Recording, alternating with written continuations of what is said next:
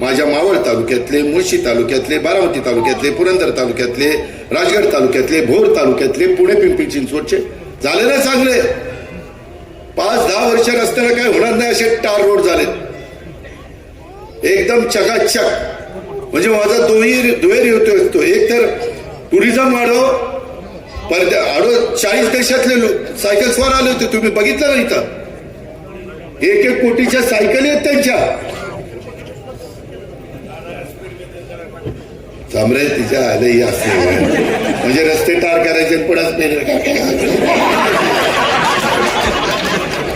त्या रोडला जोडणारे इतर रस्ते त्याला स्पीड ब्रेकर करेल की तो तिकडून येताना मेन रोडला स्लो चालेल.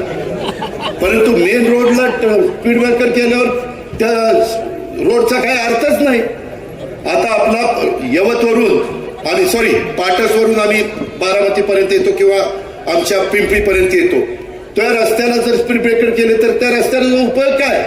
त्या रस्त्याला जे रस्ते जोडले जात आहेत ते हळूच तिथं जोडताना ते स्पीड ब्रेकर होऊन त्याला जोडले जातील, अशी व्यवस्था करायची असते.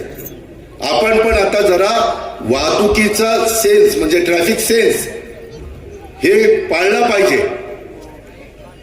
त्याच्यामध्ये गट तर बाजूला ठेवा, कुठेही रुसवे फुगवे बाजूला ठेवा आणि काही काहींना लांब पुढचं बोलायचं, आणलं की नाही तिकीट